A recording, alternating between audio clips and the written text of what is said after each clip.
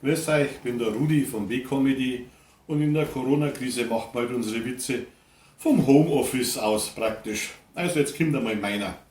Eine Frau wird 110 Jahre alt, Fernsehen ist da, Presse, Bekannte und Freunde, ein Mordsfest wird gefeiert. Jetzt kommt der Reporter und fragt die Frau, ja gute Frau, auf was ist denn das jetzt zurückzuführen, dass Sie mit 110 Jahren noch so körperlich und geistig fit sind?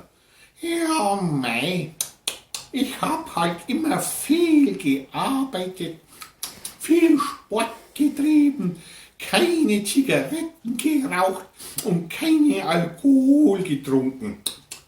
Und das Wichtigste, immer viel Sex. Aha, viel Sex, naja, dann hätte ich einmal so eine indiskrete Frage, wann hatten Sie denn das letzte Mal Sex? Oh mei, das letzte Mal, das war 1945. 1945?